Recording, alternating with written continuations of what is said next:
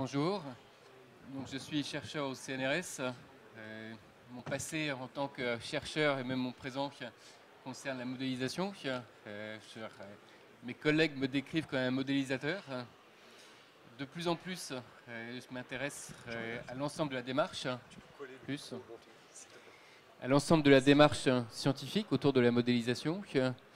Et maintenant, en tant que directeur de l'Observatoire des sciences de l'univers de Rennes, c'est cette démarche dans laquelle on est impliqué et que je vais un peu plus décrire. Et je constate aussi là, ce matin que les attentes vis-à-vis du modèle ont énormément évolué. Cette discussion, on ne l'aurait pas eue il y a 20 ans.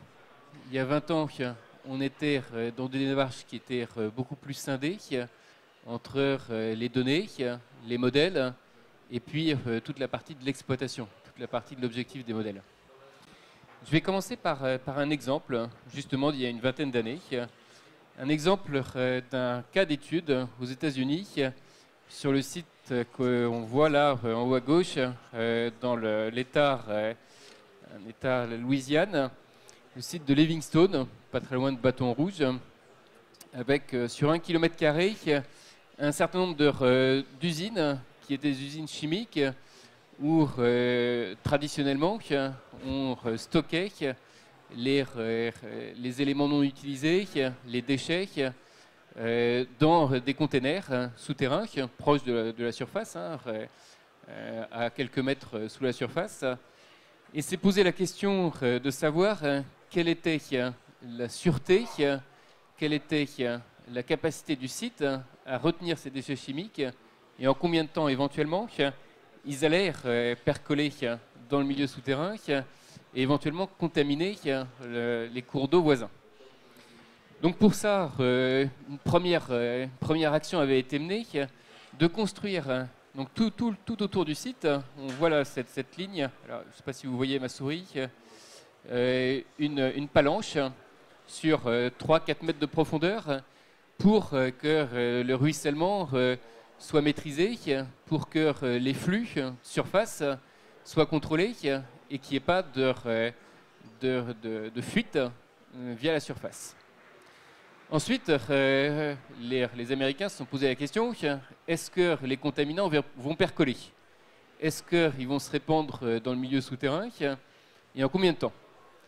Pour ça, ils ont utilisé une méthode qui était à toute épreuve, déjà d'analyser la géologie. Quelles sont les couches géologiques? Donc c'est ce qu'on voit sur la figure du milieu. Donc on voit sur la figure du milieu là, les palanches qui avaient été installées. On voit aussi les différentes couches géologiques avec une alternance de silt, de sable, d'argile. Et notamment cette couche d'argile qu'on voit en dessous des sites de stockage et qui, en tant que couche d'argile, a été analysée par de multiples forages. Il y a eu 200-300 forages de fait. Ce qui est un investissement certain. Faire ces forages, analyser chacune des carottes pour en déterminer les propriétés, notamment la perméabilité, c'est la propriété majeure qui permet de savoir si on va avoir de la percolation. Ça a été fait extrêmement rigoureusement. Les analyses ont été des analyses qui ont été faites dans les règles de l'art avec une distribution des perméabilités qui était bien connue sur l'ensemble de ces carottes. Les données de très bonne qualité. Les modèles qui ont été réalisés ensuite étaient aussi des modèles d'excellente qualité. Et on a conclu sur ce site que la durée pendant laquelle la percolation pouvait se faire et les contaminants stockés sur le site pouvaient éventuellement se répandre dans une rivière à côté, qui était à 1 km, était de plus de 100 ans. Ce qui était à la fois une prouesse d'un point de vue modélisation, d'un point de vue démarche scientifique, et puis ce qui qualifiait le fait de laisser ces containers, ces zones de stockage sur le site et de ne pas avoir d'autres mesures d'excaver et puis de stocker ailleurs. Donc c'est la décision qui a été prise, le site a été fermé et 2 ans après, dans la rivière à côté, on a vu apparaître l'ensemble du cocktail d'éléments chimiques qui étaient présents sur le site. Tout avait été fait rigoureusement. Alors il se trouve qu'il y a eu une erreur, des erreurs multiples qui ont été faites, avec pourtant des données de qualité, des modèles de qualité et une démarche assez classique. Donc ce qui avait été finalement réanalysé, avec des données plus simples de bilan global, c'est que la perméabilité était 2 ordres de grandeur plus importante que celle qui avait été estimée par ces 300 puits, par ces 300 carottes.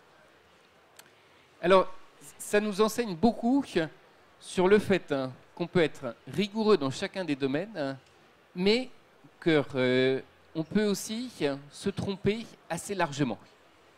Et notre question, c'est de savoir comment ne pas réitérer ces mauvaises expériences, comment rentrer dans une démarche qui soit une démarche où on est plus sûr, au moins de ce que l'on peut dire, pas forcément au pourcent près, pas forcément à un facteur 20-30%, mais éviter ces faillites de la démarche qui peuvent amener à 2 ordres de grandeur de différence, à une prédiction de 2 ans, une prédiction de 100 ans, alors que finalement, le milieu naturel, c'est 2 ans. Donc les modèles et la réalité, Patrick disait tout à l'heure, tous les modèles sont faux, certains sont utiles, et je rajouterais que d'autres peuvent être dangereux. Et c'est cela qu'on veut éviter. C'est pour ça que j'ai repris ce schéma extrêmement simple. Le modèle, on ne peut pas le concevoir en dehors des données, en dehors d'un objectif, sachant que données, modèles, objectifs donnent tous une vision du milieu naturel. Une vision partielle, mais une vision qu'on cherche à unifier. Et c'est bien ça l'idée de cette démarche, dans laquelle nombre des intervenants précédents se sont déjà mis très intuitivement ou avec beaucoup d'expérience, qui est de toujours relier les modèles à ces données et à ces objectifs. Et je suis complètement sur la même ligne que Patrick, en disant que les modèles ne sont pas la réalité, c'est une simplification. Et je crois qu'il faut être conscient que cette simplification, ce doit être dans ce que prend le modèle, les facteurs critiques de la réalité qui conditionnent la prédiction qui est notre objectif. On n'a pas besoin de connaître l'ensemble de la réalité, mais on a besoin, pour chacun des objectifs qu'on se fixe, d'avoir les paramètres critiques.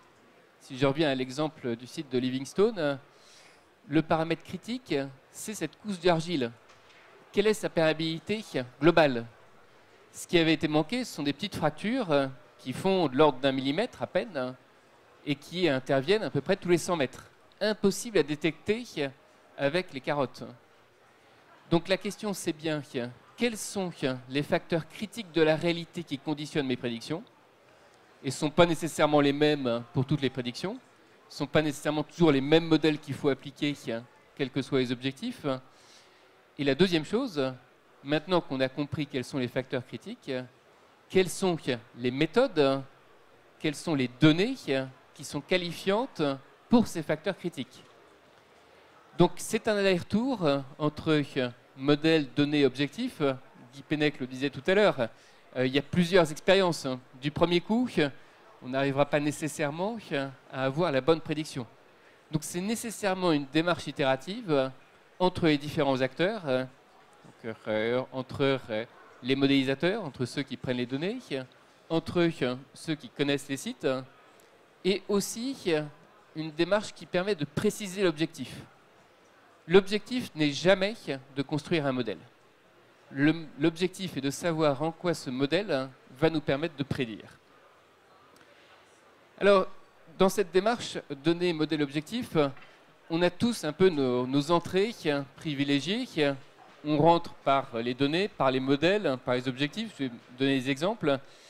L'entrée est bien ce qui conditionne au départ notre démarche, mais c'est aussi quelque chose qui doit pouvoir prendre en compte l'ensemble. Alors, je vous donne un exemple ici qui est assez, je trouve, exemplaire de ces données qui ont été acquises dans le cadre d'un projet qui s'appelle Ecoflux, un projet de sciences participatives.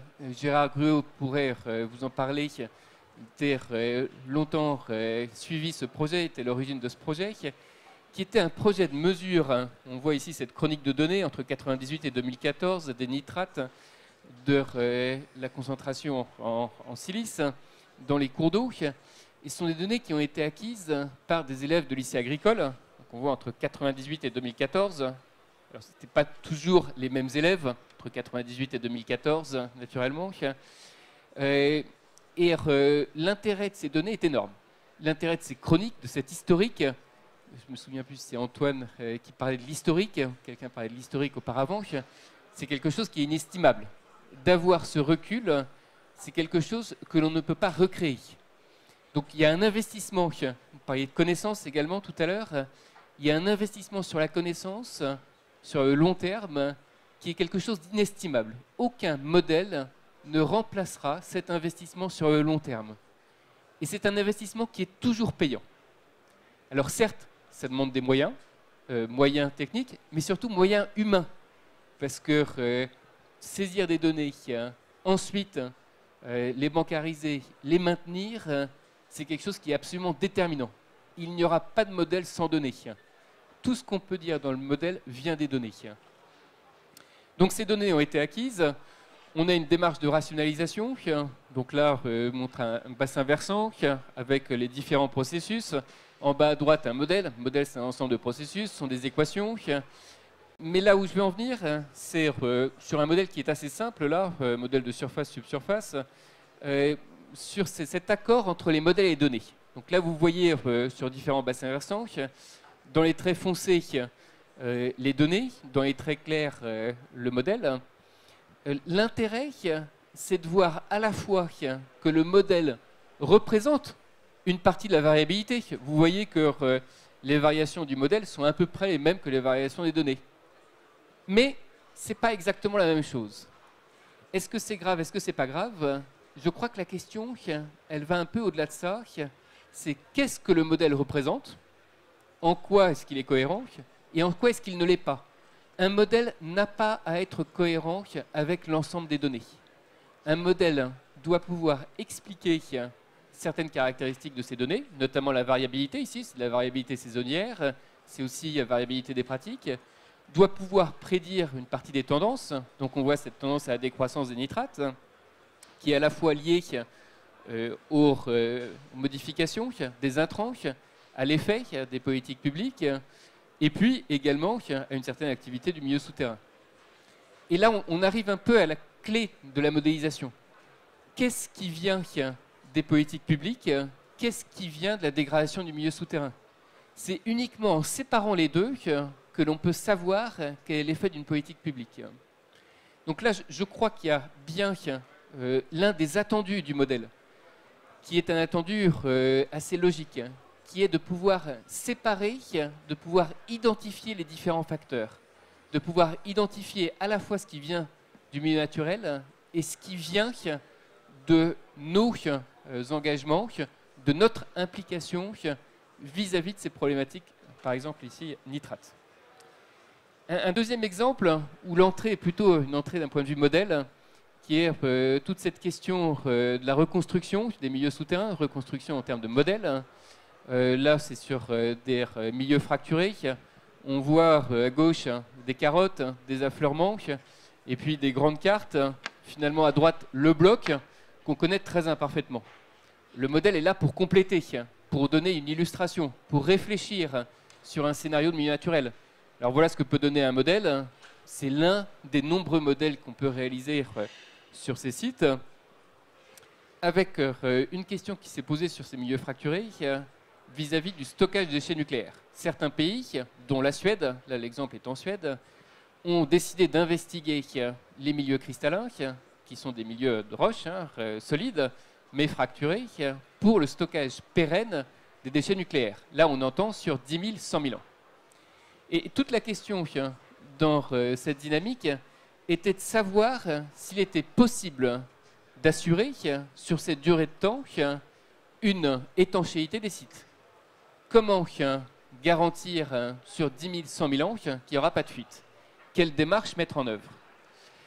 Et ce qui était extrêmement intéressant dans ce débat, qui est un débat depuis les années 80, donc ça fait déjà 35-40 ans qu'on a un recul sur ce débat, c'est que la décision ne se fait pas nécessairement sur la moyenne de l'étanchéité, de la vulnérabilité, mais aussi sur les incertitudes.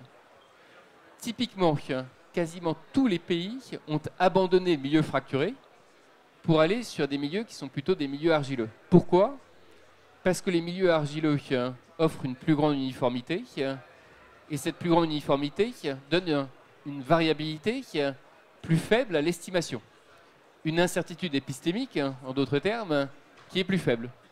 Même si en moyenne, les milieux argileux sont moins étanches, le fait de pouvoir mieux estimer les qualifie.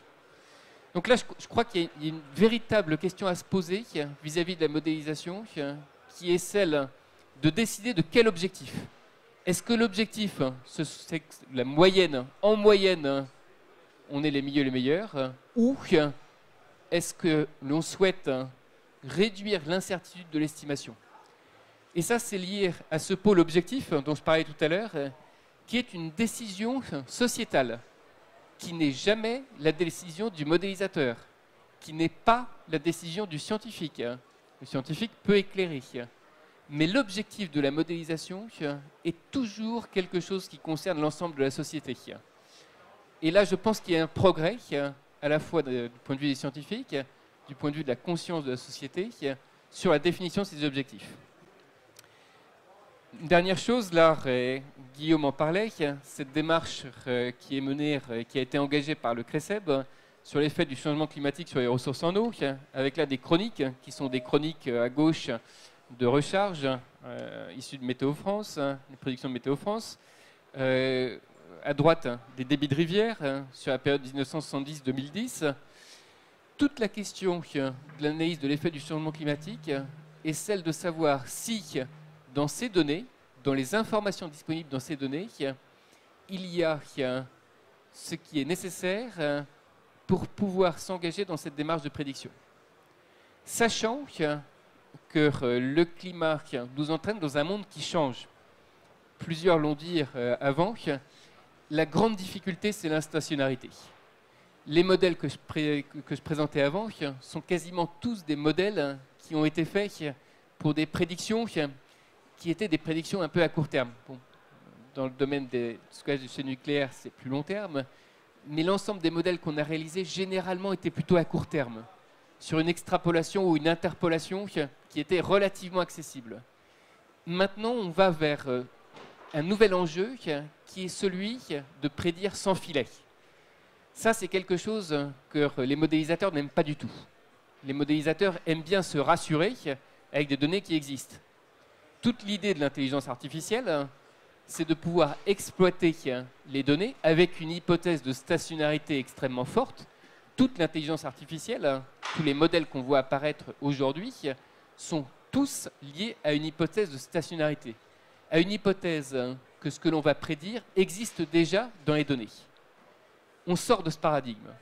En sortant de ce paradigme, il faut se reposer la question de savoir si les données sont bien qualifiantes, si les modèles décrivent bien les processus cohérents et si les objectifs sont bien définis. Donc je terminerai par cette image de nouvelles démarches qui commencent à exister, où le cycle données, modèle, objectif s'accélère. Avec donc là une interface, on voit donc, à gauche une partie qui est plus informatique, dans laquelle on peut rentrer des informations pour un système d'exploitation agricole, ici, qui sont les demandes en eau, d'irrigation. À droite, une partie qui est plus accessible, avec une illustration de ce que peut être une exploitation, des schémas plus illustratifs, et en bas, une fenêtre qui est plus liée au processus. Dans l'idée que les données, les modèles et les objectifs peuvent être inclus dans une interface commune et accélérer cette phase itérative de mise au point des modèles. Donc je crois que notre paradigme change, que les modèles doivent évoluer, les données doivent évoluer et les objectifs doivent évoluer. Et c'est par ça que je terminerai. On a des opportunités de progrès très forts sur les données. Les capteurs, maintenant, on fait beaucoup de progrès. Ils sont plus accessibles, moins chers. On peut les installer. On peut moissonner ces données qui vont être émises issues de ces capteurs. On a aussi beaucoup de nouvelles capacités sur les modèles, capacités numériques, mais pas uniquement. Des modèles qui ont été développés qui sont plus robustes. On a aussi une conscience de la société, et vous êtes là pour le prouver, de cet attachement. Est-ce que ces modèles servent? Est-ce qu'ils ne soient pas uniquement réalistes, mais est-ce qu'ils soient efficaces? Donc, on a dans chacun des pôles des opportunités majeures. On a aussi, je crois, une nécessité de mettre en cohérence ces trois pôles de façon à ce qu'on ait une meilleure adéquation avec le milieu naturel de ses fonctions, de nos attentes. Merci.